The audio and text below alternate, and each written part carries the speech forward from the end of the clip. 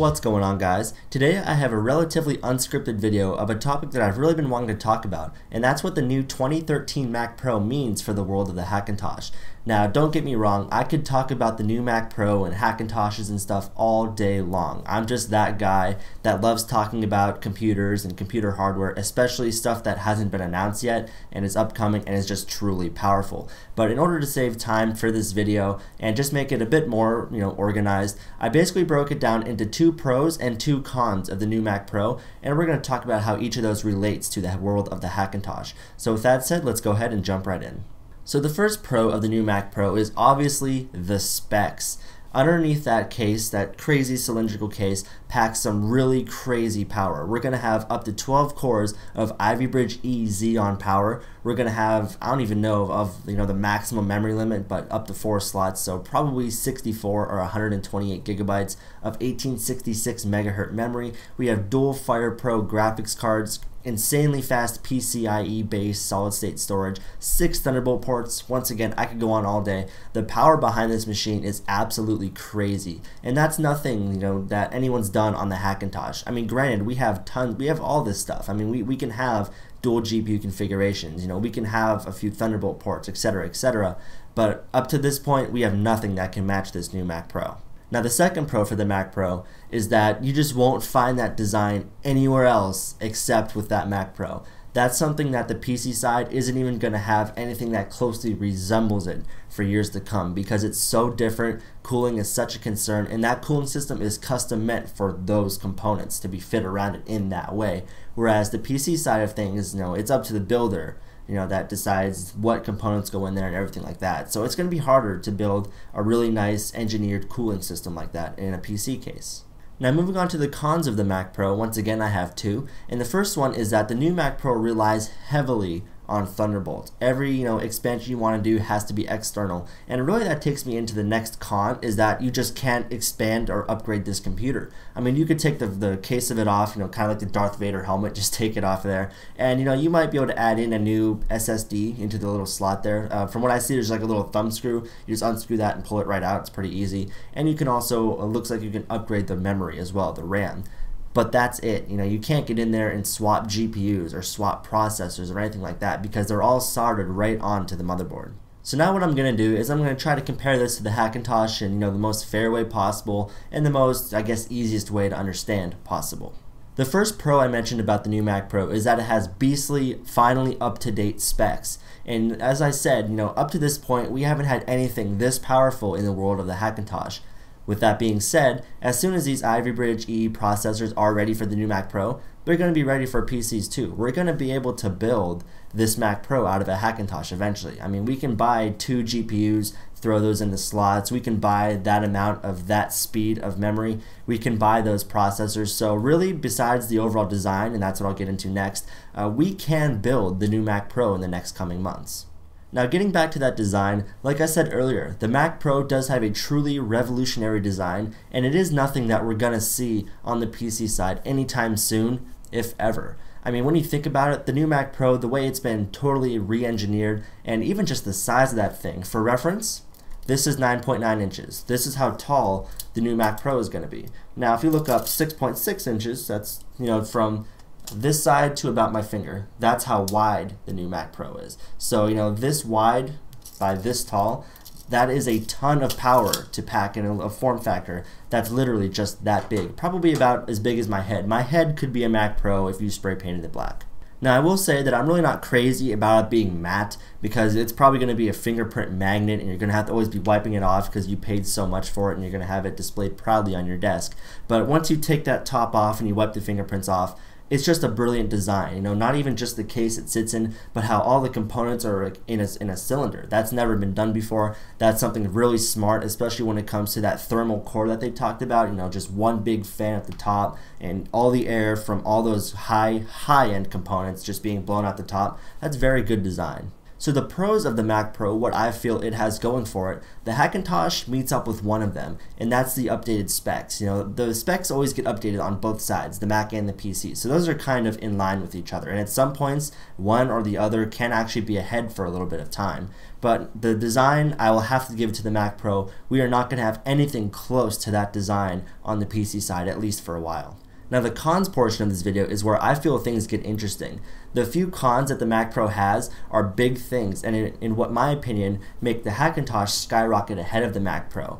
Now as I said, the first con I had for the Mac Pro is that it relies heavily on Thunderbolt, and I might add it relies too heavily on Thunderbolt. I mean, you have to think about this. The cost of the Mac Pro is not going to be cheap. Even the base configuration, which will probably have one processor, I don't think it comes with two processors by default. But you know, I'll just give it the benefit of the doubt. We'll say that it comes with one processor, maybe 8 gigs of RAM, and I'm not sure if it's going to come with dual FirePro GPUs at the base level or not. But I mean, even so, even if it doesn't, it's going to be a very expensive computer. I would say at least $2,500, you know, to meet the old price. But I mean, once you start configuring it with these dual GPUs, these dual processors, loads and loads of memory, the cost is going to get up there a lot. And with that said, you get nothing in terms of expandability, which means that you have to invest in Thunderbolt. You know, you just absolutely have to. And Thunderbolt is still, like I said, extremely expensive. I mean, even the cables cost a pretty penny, let alone all these Thunderbolt enclosures for multiple drives. I mean, Thunderbolt is just way too expensive, in my opinion, to be fully reliant on it at this point. Now granted, if you're a professional and you absolutely need this for what you do, then money's probably not going to be an object to you. You know, you're going to want to go out and just do whatever is necessary to make sure you have the latest and greatest for your work. But with that said, not everybody can afford that. And the second con, which is in my opinion the biggest, is that you just can't upgrade this machine. Ask any professional. They want to be able to get in their computer and upgrade their machine. I mean, while the Mac Pro is a true beast, it's not going to be a true beast forever. And I will say that the Mac Pros age extremely well. Look how old the old Mac Pro was. And even to this day, those dual Xeon configurations pack a serious punch. I mean, trust me, I built a Hackintosh that was based around the dual Xeon processors, and the Mac Pro was even better than that. The Mac Pro does age very well. But the bottom line is, you know, for true professionals that always want to have the latest and greatest, you know, they're going to want to get a Red Rocket card. You know, they're going to want to get different PCI cards. They're going to want to make sure that they always have the latest and greatest GPU. And by going with this new Mac Pro, they can't do that. Any upgrade that they want to have, say like a Red Rocket card, is going to have to be external through Thunderbolt. And while Thunderbolt does offer a ton of throughput, it's not going to be as fast as PCI. And I'm sure every professional has, you know, a computer right now, obviously, that they want to take their drives out and put them in a new computer whenever they get it. Say, for example, I want to upgrade to the new Mac Pro. I have 3 hard drives in here. What am I going to do with those? I obviously can't use them. So I'm going to have to keep this machine up and running in another room and like network it or something just to be able to get my files without having to transfer them or upload them somewhere and download them again. And also keep in mind, you have to think that the PCI solid state drives extremely fast, right? 1.25 gigabytes per second, what is it, read? Then just 1 gigabyte per second write. Extremely fast, extremely expensive. And you're not going to get, you know, those 1 and 2 terabytes. I mean, we're probably going to see 512 gigabytes out the gate, I would assume, on the Mac Pro. And even that is going to be very expensive. So we've all heard of the possibilities of, you know, external GPUs, you know, external Thunderbolt drives, everything through Thunderbolt. But it's going to be very expensive, and Apple's always been about simplicity, about, you know, looking very nice. You know, it's going to be real cool to have that little, you know, 10-inch tall Mac Pro sitting on your desk. But it's going to be a shame when you have to plug so much stuff into it and have it all around your desk. That is where I think that the Mac Pro has its biggest weakness. Whereas I can go out and buy a Hackintosh. When the Ivy Bridge E processors come out, I can get a dual processor motherboard. I can put 2 Ivy Bridge E processors in there. I can put 2 of the FirePro GPUs in there. I can put, you know, however much memory that motherboard can support. It's probably going to be a lot if it's a server motherboard.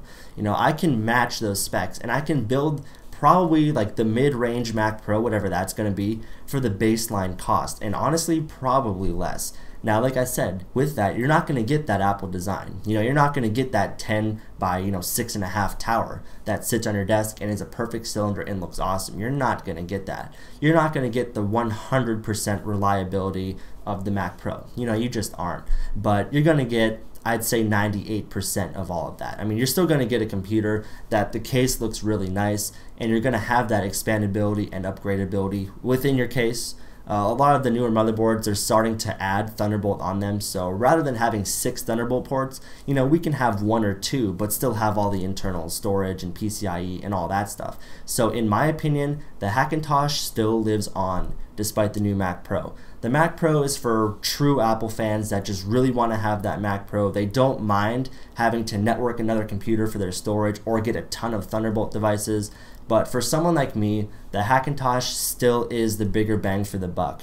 And I've just gotten the latest version of OS X running, which is Mavericks, on my Hackintosh, and this hardware is 4 years old. So if I build a new computer that still has those Ivy Bridge E processors, chances are extremely likely that we're going to be able to get it running OS X just fine, just as stable and just as reliable as we do already.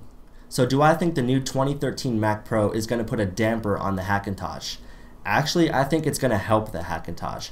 If you think about it, the reason I built a Hackintosh, besides being fun, the reason I'm sure a lot of you guys built a Hackintosh, it comes down to the price. It's what you get for the money, and the Hackintosh has always excelled at that.